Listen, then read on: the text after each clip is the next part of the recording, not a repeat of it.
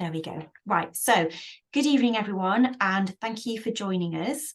I'm Becky, the Chief Executive Officer of the English Association. I'm really pleased to be hosting this session this evening.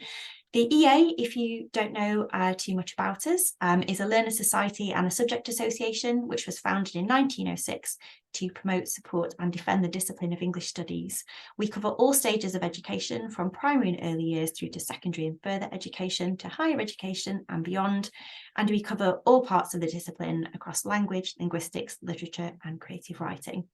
It's really important for me to say that events like this one are made possible by the fantastic contribution of our volunteer speakers. So thank you so much to all of you for giving so generously of your time this evening. Our members also make it possible for us to keep these events free and open to all by paying their membership fees. So if you would like to contribute to the national conversation about English and help support our discipline, please do consider joining us. It costs just £53 to support our events and campaigning work for a whole year, and you get access to a range of membership benefits, including access to our online journals. And I will pop the link to a bit more information about us in the chat shortly. But for now, it's my pleasure to hand over to Nathan, who is chairing tonight's discussion. Thank you. Thank you so much, Becky. And before I say hello to everybody, and to say thank you for those of us who are participating in a speaking capacity, I just wanted to say thank you so much to you for setting this all up and for getting all the administrative work off the ground. It's an immense amount of work, and as ever, in every context I've encountered you, you do this, with sort of seeming effortlessness and ease. And I know it's a lot of work behind the scenes, so thank you so much. As Becky said, I'm Nathan Waddell. I work at the University of Birmingham in the English department there, and I was this past year given the opportunity to co-edit with Becky an issue of the English Association newsletter, and we were sort of trying to think of an idea sort of through which to pitch that newsletter, and the idea that we settled on and that seemed urgent and sort of interesting and difficult in other ways was, how do we best express the value of English or English studies? So how do we best express the value of English or English studies? And even the sort of apparently minor distinction between English and English studies, of course, creates all sorts of different possibilities. And it's one that I've actually lived in, that at Nottingham, where I worked before, I was in a school of English. Now I'm in a school of English drama and creative studies, working in an English literature department within that. So there's sort of, fine-grained sort of particularities here that we might think about. The newsletter issue that Becky and I co-edited, which has now been published and has come out, had a number of contributions, and contributions ranging from people working in all parts of the discipline. We had, I'll just give you the list of names, many of whom are here and will be contributing. Some are not here. We had contributions from Helen Small, from Gail Marshall, from Joe Tregenza, from Peter Thomas, from Aria Rahate, from Wayne Power, from Liam Humes, from Cynthia Johnston, from Harvey Wiltshire, from Neil Jones, and from Robert Eagleston. And these contributions addressed this question: how do we best express the value of English or English studies, from many different perspectives, ranging from sort of reminiscences to more polemical pieces. Some were very data-driven, some were more kind of ideas-based or sort of conceptual in their emphases. But taken together, they open up some old questions, introduce some new ones. They're very timely, whilst also engaging with some long-standing sort of thorny things. And I thought, to get the conversation going, and this is an open question to anybody who wants to start us off or kick us off with any thoughts. One of the things that the question, how do we best express the value of, that kind of formulation assumes an audience, because you don't want to be sort of shouting or screaming into a void, or even speaking kindly into a void.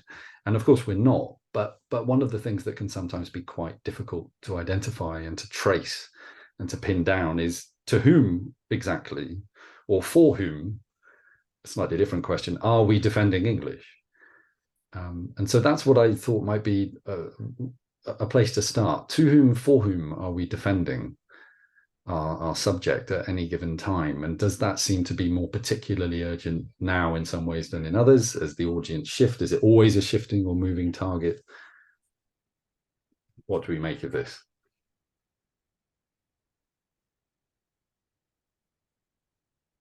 Yes, Jo. Well, that means I actually have to do something. Now, I thought I was going to be very quiet in this, but I think that's a really interesting opening question, because I think the thing I would always say is we're defending it for our children. And I think at the moment, the thing that most upsets me is what's happening to English for children, particularly as they get older and they don't choose English A level. But that's starting to happen when they're 4 and they're 5 and they're tested and they're checked again at 7. I think we should be defending English for our children to have them love our language and our subject.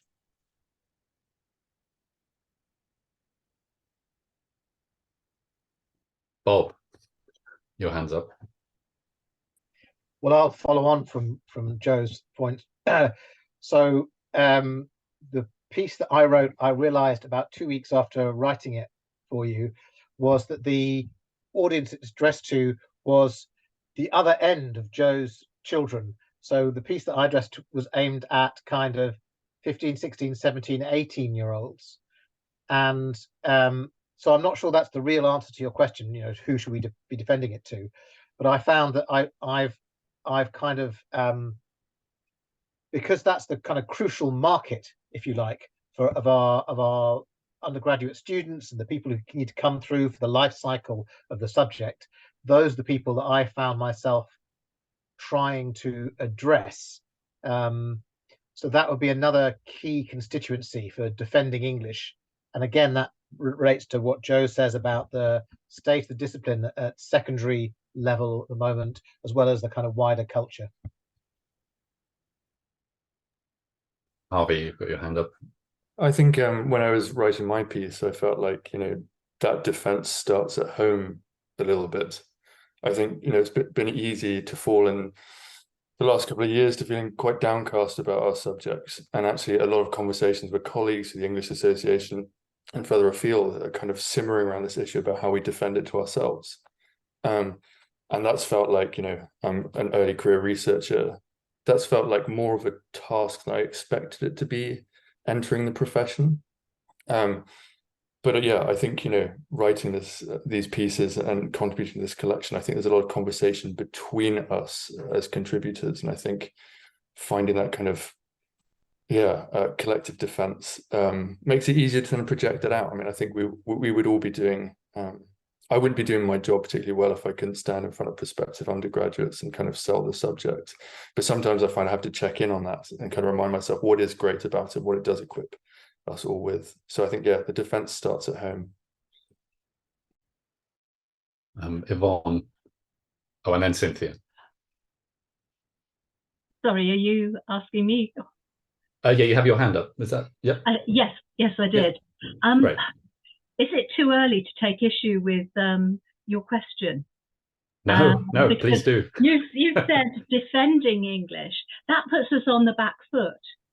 And I wonder if that's been part of the problem throughout the changes since 2015 in particular. And we see ourselves as under attack from people who want to promote STEM. And I think maybe I would prefer to say, to whom do we promote English? How do we promote it? And to me, that means that actually you've got to do a lot of delving into what English does, which is unique. And that would be that we look at all elements. We've often used the linguistic elements to justify our existence. But actually, I think we should be looking at literature, because here we are, we're telling a story. And so my feeling is maybe people ought to be more in control of narratology. Data is king at the moment, but I think narratology should be the next, should be the successor.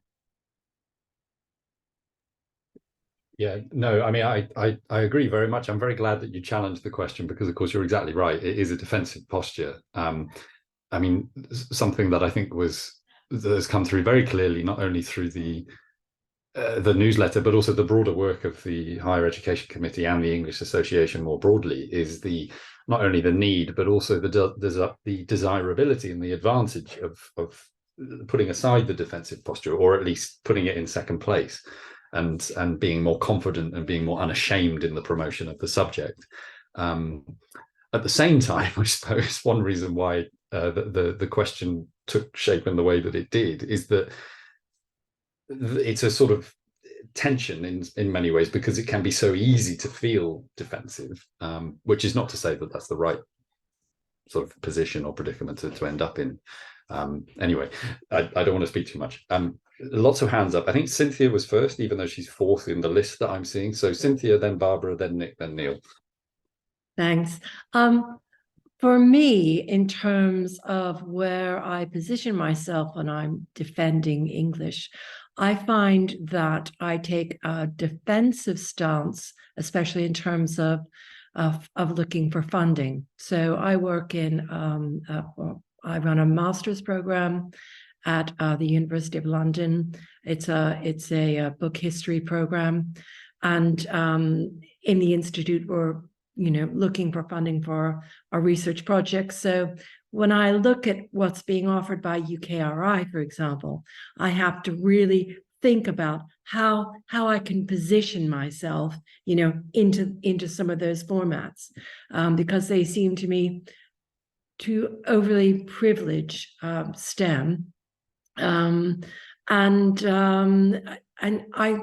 I know they're creating their bid structures from data, but sometimes I think that they don't look around it in terms of really what's around them in terms of popular culture, not just sort of UK in particular academic research culture, and that was sort of the gist of my piece. Yeah. Thank you, Cynthia. Barbara, you've got your hand up. Yeah, I mean, it's an interesting question, isn't it? And I'm thinking about defending against what and whom. And I suppose I've been feeling rather pessimistic in the last little period, partly because, the defense is against sort of so many different things. I mean, it's against government and Ofsted and the kind of, the establishment, the educational establishment in that sense, where there seems to have been a kind of disregard for the essentials of the subject, the kind of core elements that I would have associated with it when I was at school, the things that I really enjoyed about it at university, and the things that many current students who go on to become teachers would say they enjoyed about it more recently at university. But in school English, definitely, we seem to have sort of lost that. And that's partly to do with government and to do with Ofsted and so on. But it's also all sorts of other things as well. Depressingly for me, I think there are kind of divisions within the subject community that didn't exist in the past. When I was a young teacher, I was quoting this to some teachers quite recently, where the fact that there was a mass boycott of the English SATs by heads of English at a point for Key Stage 3, at a point where heads of English and English teachers were pretty unanimous in saying, this is not our subject. This doesn't do our subject any favors. We will not do it. But now all sorts of things have kind of come into common practice within English in schools, which, really, in my view, and I suspect in the view of quite a lot of people here as well, don't represent what the subject means to us. And so, asserting those things is really, really important. But we also have to take on board the fact that not everybody agrees. And some of the fiercest arguments, especially on social media, are among teachers themselves, in a way that, I find sometimes rather depressing. So sorry to be negative, but I do think we're fighting on so many different fronts at the moment. It's not from without, it's not just from outside of the subject, it's also within the subject too. I'm struck as people are talking by either the acceptance or the rejection of the military metaphor.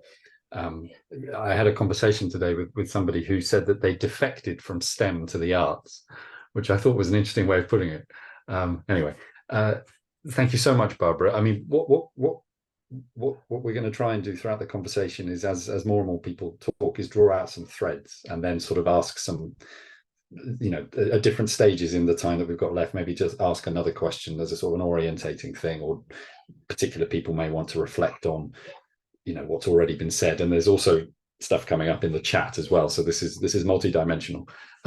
Nick, you've got your hand up. Yeah, thank you, Nathan.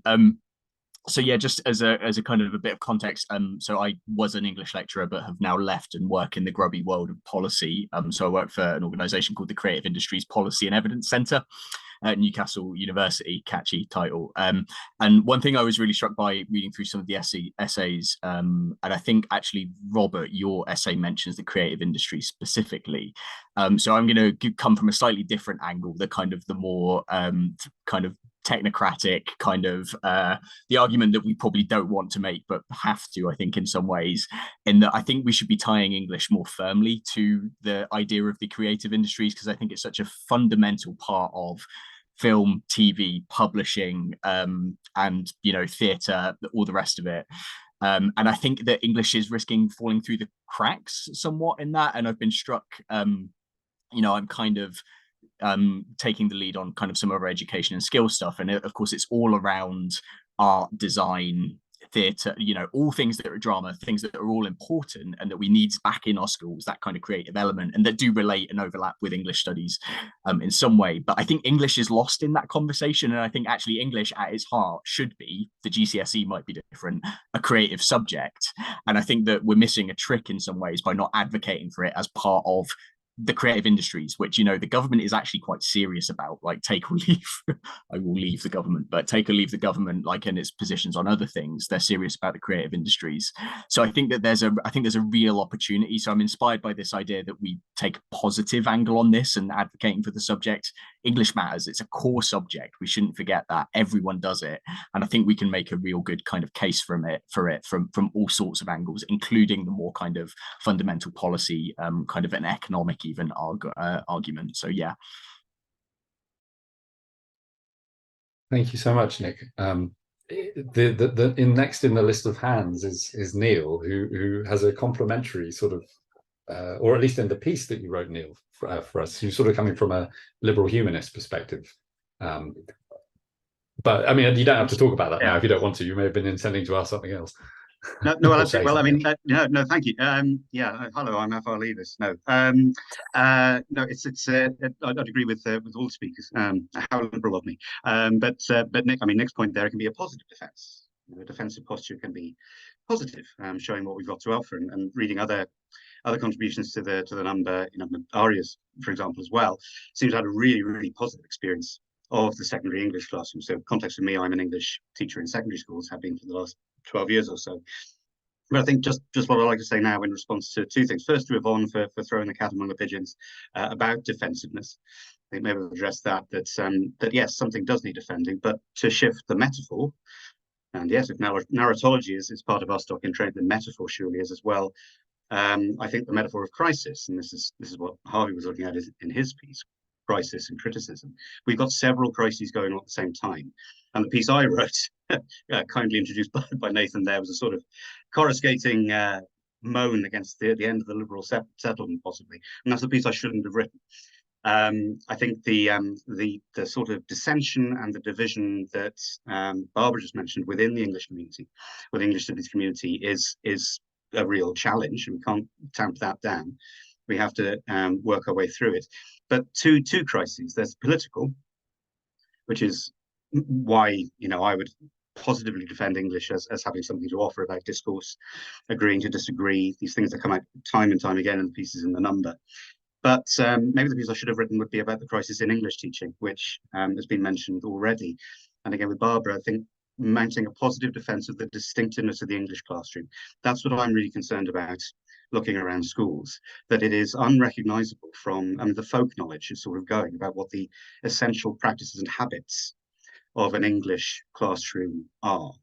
I think there's, well, we can all bemoan it, but hopefully I'm not being whingy, the mania for consistency, by which I mean conformity, within pedagogy, which Peter mentions in his piece as well, really is causing us difficulties. I mean, we do have a minister in the education department who's apparently unshuffleable, but famously, before he took on his role, he said that every lesson at his own school was rigorous, even things like music, he said, and it was taught in the same way as chemistry. This flattening out of the landscape is really problematic, and I think that's, so who defending for? I think really I'm addressing practitioners, that there are other ways to do English, and that the way of doing English is other from doing science or history or music or chemistry. So that's my point. Thank you so much, Neil. There's a lot to think about there. I want to return to some of it. Liz, you've very patiently had your hand up. Yes, I just want to say that having been a secondary school teacher and now teaching at the Open College of the Arts, it does seem to me that it's not English studies, it's English. It's the stuff that we're studying from the past, but we've got to make sure we're still making that stuff. Who's writing poetry, who's writing stories, so it's what Nick said, it's the creative side. That's what English is. Whether we study it or not is almost immaterial. If we're not making it, we'll lose it. So the word make, that's what the word poetry means, and as a poet, that's what I'd go for.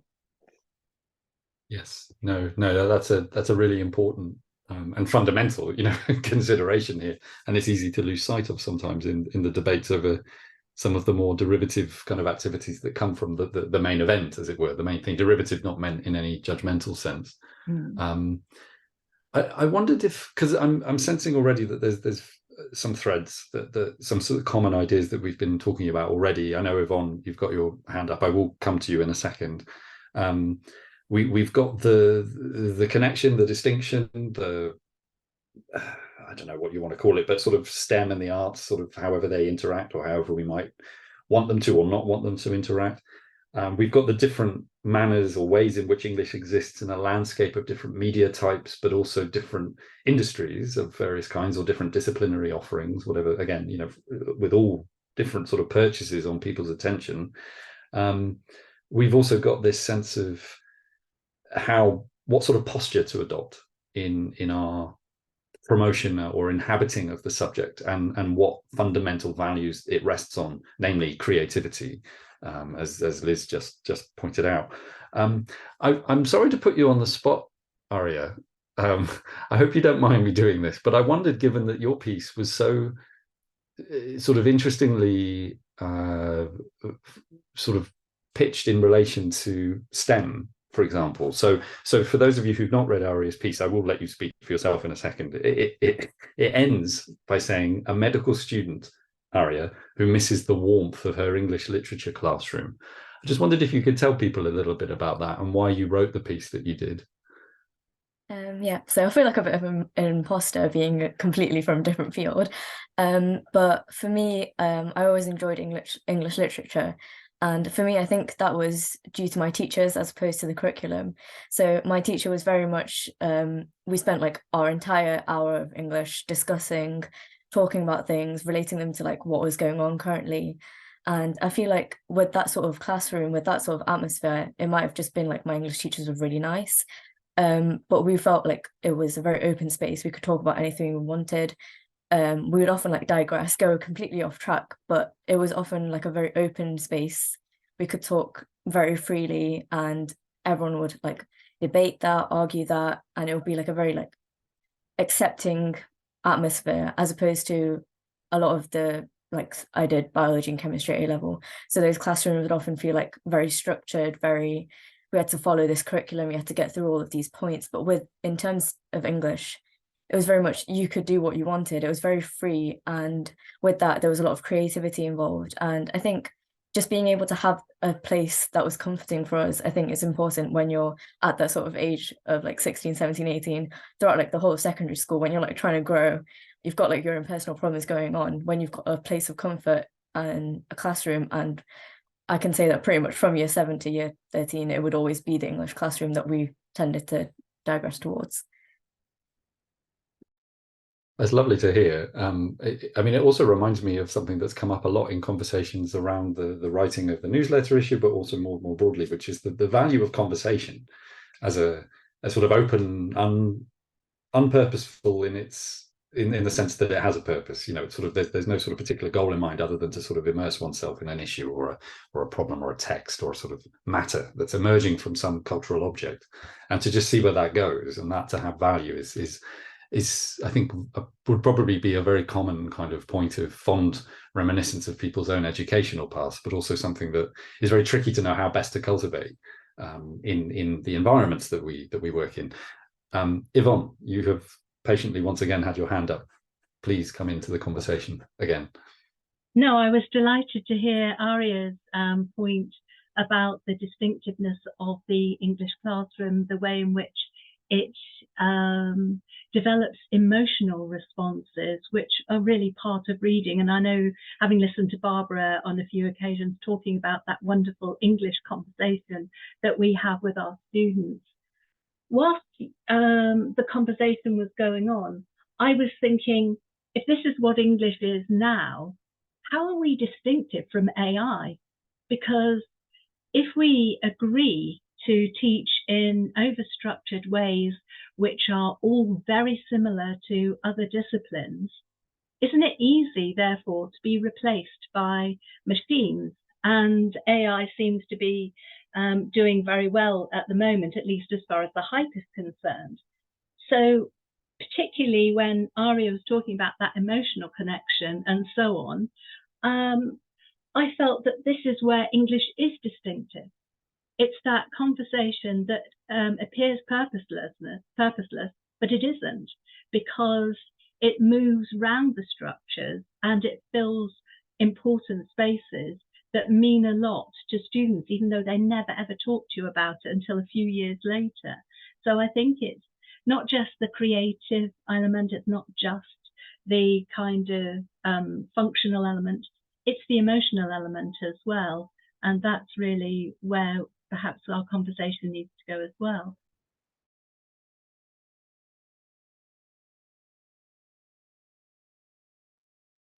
Thank you, Yvonne. No, I mean, I certainly agree. I mean, I think something that is quite hard to quantify, but you certainly know it when you see it and when you feel it, is precisely this emphasis, Aria, that you place on warmth. Warmth can be subjective, of course, and it's not always going to be everybody's experience of any classroom. Different classrooms will have different sort of emotional content in that sense. But I think it's something that it's one of the, you know, the emotional freights of English, not only in the subject but also in the manner people tend to want to teach it if they're trying to help new learners and you know older learners sort of find their way into a text. And it can be one of the strategies, you know, cultivating or enabling or opening up a space of friendly challenge within which you can help people learn, I think is both an obvious thing to desire, but also a very difficult thing to implement sometimes, or to know how best to do it. And something, I mean, this is just my own thinking here, something that I find particularly difficult for two reasons at university. One is the pressure to sort of exist in an environment that is very the bottom line driven, you know, sort of bums on seats, and that has to be the ultimate kind of goal in a lot of people's minds. But also the infrequency of contact, and the fact that you don't get to have that regularity of contact with students at university in the same way that you might at A-level or GCSE, or in other kinds of further education. I find that very difficult. And I always obviously want to get to know the students as best I can, but it can be very difficult, you know, when you don't see them for 7 days and then you see them again and it's only for 2 hours or 1 hour or whatever it might be. Anyway, a hand had gone up in the meantime. Stephen. Hi, thanks. Yeah, Nathan, I'm really struck by that. I've been thinking as I've been listening, these are wonderfully idealized reminiscences of what the English classroom used to be.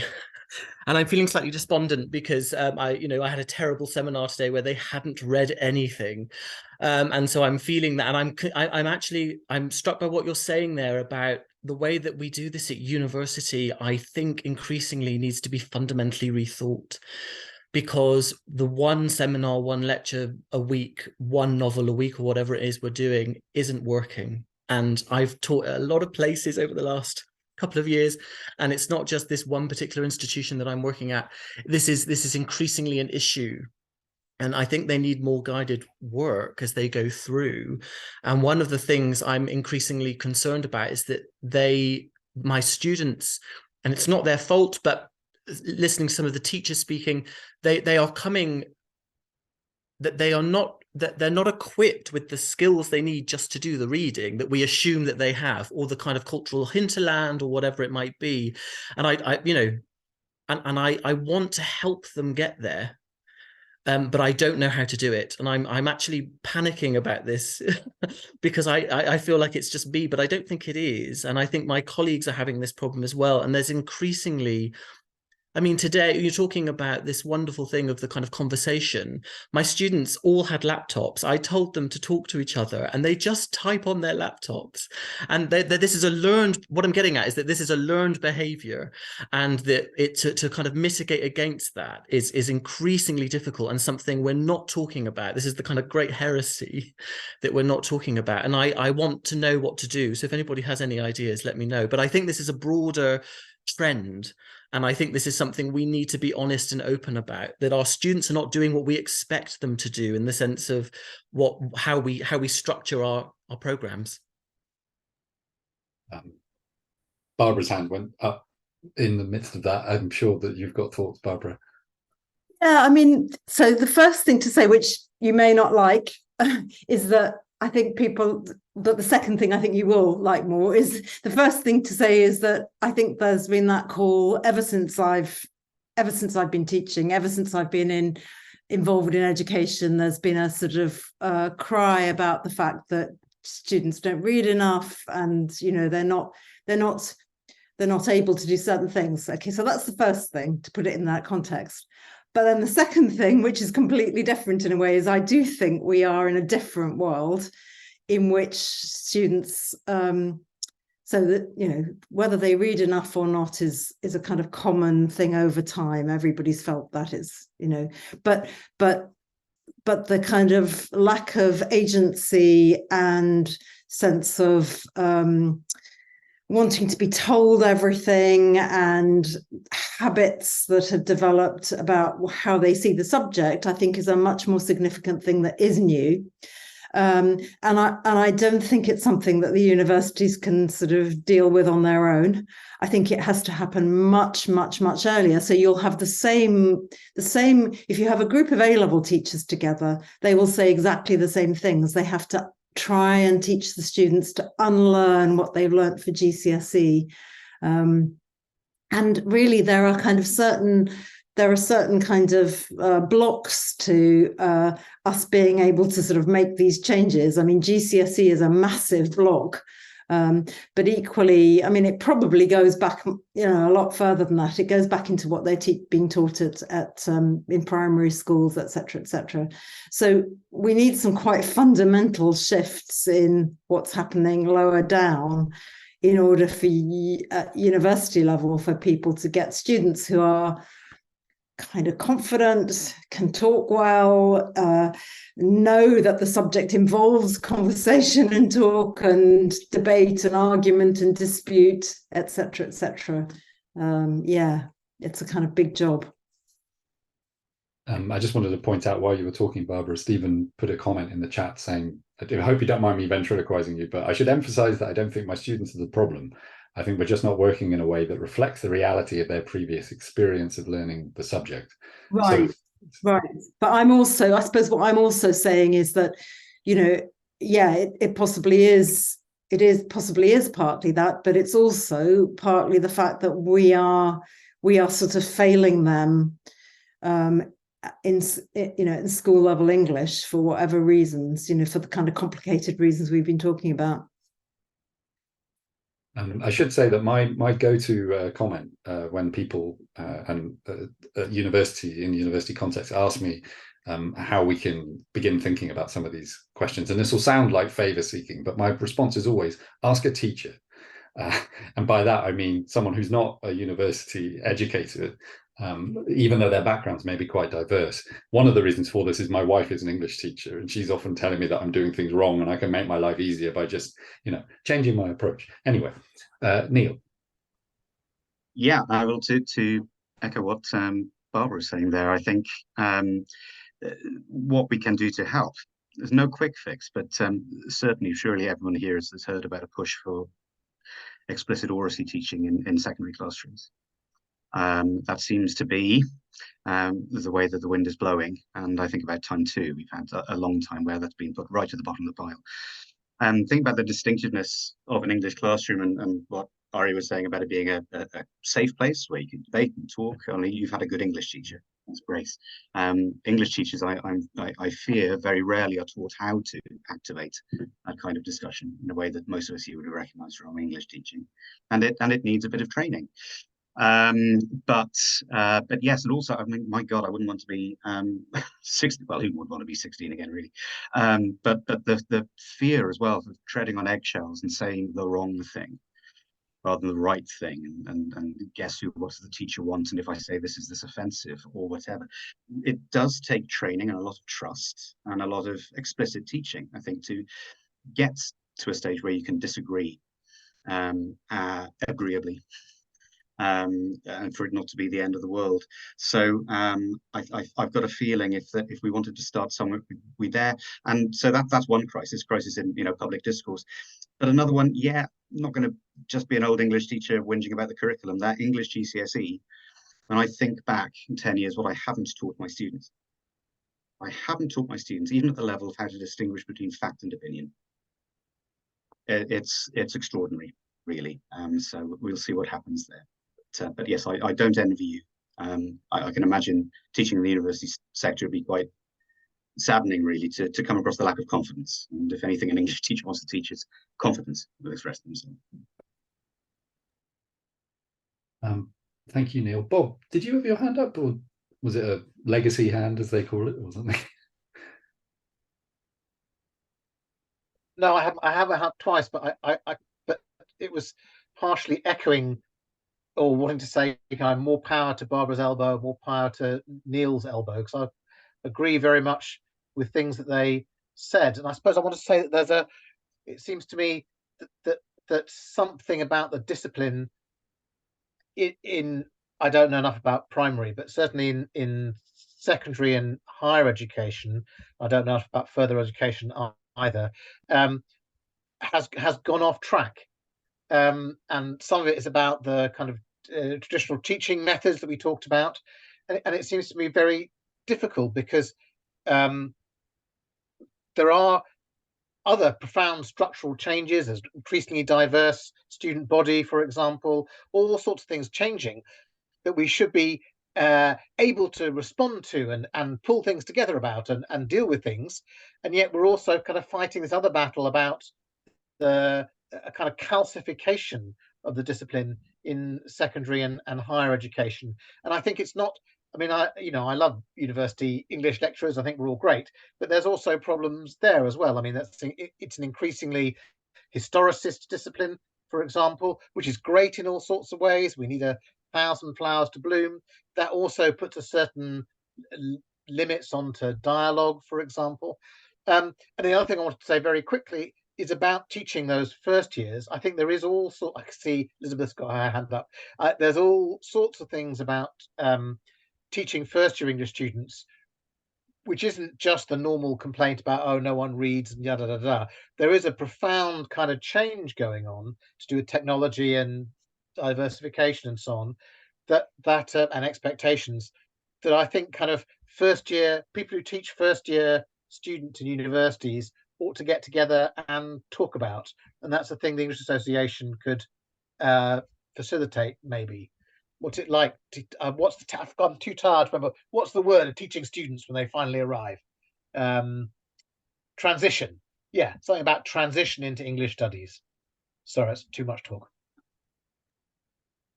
Bob, you noticed someone's hand up who I didn't see. Elizabeth. Yes, Elizabeth. Yes, over to you. Hi, I just wanted to sort of inject a little bit of optimism here, which is, I mean, having taught for over 30 years in sixth form colleges and colleges of further education, something that used to always drive me wild was the kind of compartmentalization of English. You'd have primary, secondary, HE, and they'd never talk to each other, and it used to drive me nuts. I would try so hard to get university people to come into my sixth form college to talk to students about what it's like to do an English degree, and I was working with a lot of students in East Manchester who were first generation going to university and all that kind of stuff, and it was so hard to kind of communicate with higher education, with university. And what I'm finding really exciting and brilliant and wonderful that's been happening in recent times, and I'm talking very recent times, and partly through the English Association facilitating and enabling it, is a bringing together of all the different Englishes and having conversations and talking about it, and bringing Aria in, who's doing medicine, and and getting all sorts of people talking about what a brilliant subject English is, how fantastic it is, how much it gives and contributes to the creative industries, blah, blah, blah, blah, blah. And we're having all these conversations. And as we know, that's how you instigate change in part. Here we are, a community now, tonight, talking. We're all clocking each other's names. And we're multi-sector. And it's that whole thing. I mean, I'm going to start burbling now, but it's that whole thing as well of being interdisciplinary as well, and it's a very, very exciting time, I think. Not to disagree with I agree with everything else that Barbara and people have been saying about the realities of what's going on, because it's really tough out there. But I just wanted to inject a little bit of positivity as well. Thank you, Elizabeth. I completely agree. And yeah, I think it's wonderful that such occasions can occur. And in the broader context of collaboration that you're identifying. Nick, you've got your hand up. Yeah, like all for the positivity, definitely. Although I have got something a bit negative to say, but also I think this speaks to kind of some of the wider issues that we've got, and kind of relating to what Stephen was saying. Hello, by the way, Stephen. Nice to see you again after all these years. I think one of the issues we've got a wider structural issue, and this was in I think was it HEPI kind of published about this earlier this week. If your maintenance loan doesn't stretch to pay for like anything other than your accommodation, and you're working every other hour under the sun to just make up, like, of course you're not going to have time to give Hamlet or Moby Dick or whatever its proper and full attention. And so I think that there is a much wider kind of structural issue that I think we're all kind of aware of, and I think we know it's gotten much worse in recent years.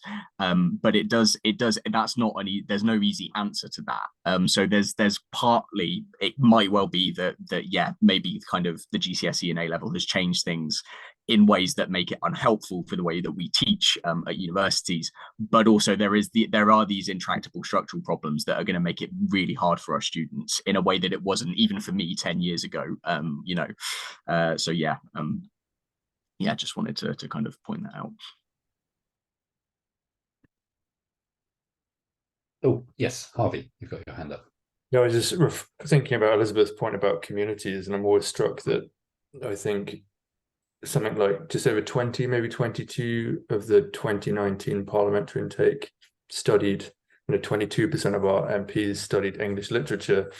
And when you broaden that out to history and philosophy, you're looking at something like 130 MPs who took traditional humanities subjects. And are we talking to them consistently about their experience of the subject, what it meant for them, what it equipped them to do? Because it feels like, we could be slightly sharper at that. I mean, I don't work in policy. Nick, you're probably way better versed in this stuff than I am. But like, are we talking to those people who are pulling those levers of power about English and what it means? And, open days, convincing parents as much as their children about the kind of employability factors. I mean, it feels like a horrific kind of instrumentalizing of our discipline. But actually, there's really powerful narratives in there as well. And, you know, it feels like a really hard sell, but in many ways it's so easy, isn't it? You know, the numbers do stack up for graduates in our discipline. Yeah, and I suppose just thinking a little bit about the piece I wrote about, you know, developing critical skills through literature, but literature responding to crisis. I felt as I was writing it that there's something in the study of literature that equips us to better demand things for literature as a discipline and ourselves as human beings. And, you know, I still really believe that, even if I think in the 8 years that I've been teaching in higher education, each year I think that, you know, more and more so our students are like less political, and maybe I just think they're probably not political in the ways that I think they should be, or political in ways that I am. But like, you know, we still have students who, you know, choose to do English in the context, which makes that a bigger ask for them. They do it because they love it or they enjoy it. And I think I'm kind of bound into a bit of a loop, even as a kind of early career lecturer, in not teaching the students in front of me and teaching my sense of what the discipline is to them. And I need to be far better at that. But, you know, some of the best teaching experiences I have are getting students to reflect on what they're angry and upset and effective and passionate and enjoy, and all of these things. And often that emerges in the kind of intersection, or the kind of interface between literature and crises in the real world, which makes teaching feel difficult sometimes in the kind of age of cancel culture and kind of wokeness. But, you know, if we can find ways to do that, I think that's where the embers are still glowing quite hot in our discipline. Thank you. Thank you. There's so much to digest here, so thank you, Harvey, for bringing that in. And Nick as well. I wanted to say this is something that I just want to follow up sort of afterwards, maybe, because I don't think that, I mean, I'd be interested to ask you after Neil's had his chance to say, because I know you had your hand up. The point that, I mean, another thread that's emerging is the role of policy and, you know, policy makers and how best to fit within that economy. But the question that I often want to ask is, how do we get policymakers to listen? How do we know what it is they want to listen for?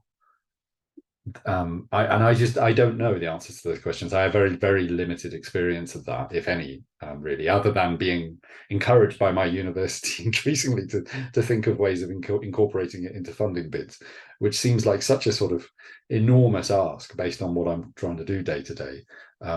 It's more of a reflection than a question, because I know it's kind of unanswerable. But if you have any thoughts, Nick, that are sort of immediate and pressing, I'd be glad to hear them. So I'm afraid to say data and numbers. If you can put data and numbers under their nose and it's digestible within 5 minutes, they'll give you a hearing. If not, then unfortunately, I think just the way that things are at the moment, they won't. I think that this is where, like, kind of what the British Academy has been doing recently around the SHAPE agenda has been really helpful, because I think being able to package this stuff in a way that is digestible for an MP who has 1 million meetings a day, has a hugely heavy diary, like being able to kind of get that in front of them is really crucial. I do also think that unfortunately, though, we're also dealing with just the ideological kind of element at the moment. Things are in STEM's camp, you know, it's like the Tories are very kind of behind the STEM agenda, and kind of humanities and the arts just aren't really kind of given the same credence. So I think you're just, even if you go with the data, I think there will also be that sort of ideological kind of a kind of discounting of kind of what you have to say. But I do think it's important. I think, you know, with a kind of a change of government, I think there is upcoming, like, this is another point of positivity, regardless of kind of where you think, like, what the next government is, you know, hopefully, you know, it will be the Labour Party at least, and I think that will be a more I think there'll be an open door in terms of changing things. They're kind of very on to what the creative agenda might be coming up, so I think there is lots of space to be won with, if Labour are elected at the next election. I really, really do believe that. And I think that gives us some time. We've got to run up to kind of be able to kind of make our case and kind of start making those connections. So there is an open door, but unfortunately it's just not quite with the government in the same way at the moment. Sorry, that was quite rambling, but that's my answer, Nathan. No, not at all. I felt very much better about data and its role to play in these things, having read Stephen Connor's book, Living by Numbers, which was a great kind of reminder that we're surrounded always by number and data. And we swim in its waters all the time, even if we don't think we do, even in the subjects that seem opposed to it. And so it's not alien, but no, I agree, it's a difficult thing. I wanted to draw people's attention because I'm just keeping an eye on the clock. We've only got sort of under 10 minutes. Tori Rogan has raised some very important points around recruitment, for example, the recruitment crisis in English. If you haven't been paying attention to the chat, this is with the lack of specialist English teachers applying for posts. This is sort of a pressure on all of these debates. The sort of the difficulties facing non-specialist cover teachers. It's incredibly difficult to address that. Joe raised a point about finding the time to read. That is the pressure to do that, both as the need to do it and the desire to do it, and pushing back against the thought that would be somehow a waste of time, which sometimes can be aired, is incredibly difficult. There's also Yvonne, I saw a question, a few people have commented since I saw this, but Yvonne, you raised a question about the commodification of English. Should we also be considering the commodification of English if we are talking about the levers of power? And I just wondered if anybody had any thoughts about that. It seems to me a very important question, the commodification of English. I mean, Yvonne, would you mind just clarifying that remark or that question, sort of saying anything more about it?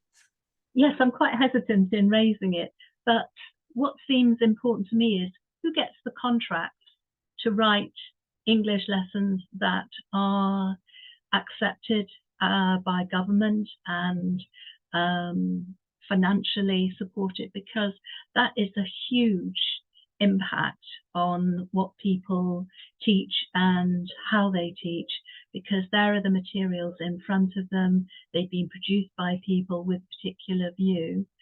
So I think that is very significant. And also, we've been talking metaphorically about that, haven't we? We've been talking about packaging it up, selling it to people. So we're all aware that it's a kind of commodity, whether it's textbooks, contracts for online materials, or whether it's us trying to promote the subject and sell it to other people. So I think that's the case. And we also have to consider what has come out of the OCRRs as well, that view of English, which personally I found very difficult to recognise as what I had been doing in the classroom. I realise I'm a complete failure here. I haven't been doing all of that in the way that it's suggested. So I think that it's about the voice. Who has the voice? Who's paid to shout louder? Sorry, I shouldn't say that. Neil, I think, were you raising your hand in response to Yvonne or in furtherment of it? Yes, I was, and only briefly. That's not something I really recognise. Certainly, the experience in the classroom. I think in terms of resourcing, I mean, if anything, is the other way. What we've got is a recruitment crisis, and teachers leaving before they become very experienced. And very often English departments are making their own resources from very small, experience, really. And so we've got endless PowerPoints. It's frowned upon to use a particularly mandated textbook. And with a textbook as well, not that I've ever taught from one, but my God, I can see the wisdom of it sometimes. It's been created by an English teacher with 20 years experience, with lots of interesting activities down the side that'll help you, as opposed to something by a newly qualified teacher who's been in the job 2 years and has knocked up a PowerPoint for something. We've gone into it right sinkhole. So I'm not so concerned about that as an issue, I'd say. But I think that the heaviness being around some of our discussion, I think we can laugh at Philistinism when it's there, and keep on trying to just teach English lessons in spite of some of these constraints, and I'm sure that will happen. But yeah, I just want to say. Thank you, Neil, and thank you, Yvonne, as well, for raising that. Harvey, you've got your hand up. Yeah, I just think there's still, sometimes I feel like we're beleaguered fighters in some kind of guerrilla warfare tactic thing, against the kind of weight of government doing what we can. But I think there are kind of, as many people have said, really important ways in which connecting up a couple of dots could be really good for the subject across levels. So like Becky and I have been working with teachers around, you know, very flimsy ITT requirements for new English teachers. And there's a space there where we are starting to support, you know, people doing school-centered teacher training to support them, because you've got, you know, exhausted teachers coming up with training schemes for newly qualified teachers in English studies, many of whom haven't studied English at university, calling out for our help. And you know, I'm not saying I know how to run a secondary classroom, but I do know a few things about Shakespeare. And like having that conversation, as you know, we begin to explore that work, is being fruitful so quickly, you know. And you give lectures to 200 GCSE students in a lecture theatre visiting campus, and it's the teachers that come up afterwards reflecting, you know, on how much they miss the kind of higher education seminar room. And that's a really powerful thing, and we've got to like nurture that, because that's going to be I don't know, you know, and it's really joyful work. I love working with secondary school teachers, because they're, you know, often the most passionate undergraduates that just go on to continue doing the thing they love. But yeah, you know, continuing this conversation and joining together those little pockets of activity and conversations between higher education, further education, secondary and primary is surely the way forward here. I'm kind of not really saying anything profound there, but I feel it quite profoundly. I think it is profound in the sense that it can be all too easy to forget that you know, the different contexts in which one teaches English has a common shared purpose and a common shared point of love for something that can be incredibly galvanizing in seeking to have a positive agenda. And you know, Bob mentioned earlier the word transition. Transition is necessarily connective. The idea of, you know, transition from university or from school or college or whatever it is to you know, from late stage adult education into university, it necessarily involves reaching out and having or making connections with people in other places and learning from it. I mean, we're trying to do that a lot where I work, and it's been incredibly galvanizing and instructive, and I've learned a lot through the process, and you know, long may it continue wherever it can. I hate to stop this because it's so interesting, but an hour has flown by. I've been fortunate not to be interrupted by trick-or-treaters, which I thought would be happening. It hasn't, so that's good at least, but it's a shame that we only have an hour. I mean, I really hope that we can all, you know, depending on people's willingness to stay in touch and continue some of these conversations. There are obviously ways to do that through the English Association, but you know, I'm sure people would be willing to, you know, if you wanted to contact anybody in particular, I'm sure Becky could put you in touch if that's not too much of an ask. Anyway, I feel I should hand over to you, Becky, because I don't quite know how to bring this to a close in the EA fashion. Thank you. Well, yes, thank you to everyone. I actually feel quite moved by today, because it has been so sort of cathartic almost to get all of this out and talk about it and come together, you know, with this real sense of solidarity. Even if we in this room might not all agree with each other on everything, we all agree that, you know, teachers are at the heart of what makes English English, and that we need to support them and be there for them and really recognize the incredible work that they do. So thank you to you all for being so generous with your thoughts and your ideas. And if you have ideas about specific ways we can take this conversation forward, do drop me a line. I'd be absolutely thrilled to hear from any of you. But it just remains for me to say again, a great big thank you to everyone for spending your afternoon with us. And I hope to see you at another of our events, which will continue throughout this year and into the next. So thank you very much and good night. Thank you. Thanks for coming, everybody, and for participating and contributing so brilliantly. Thank you. Thank you.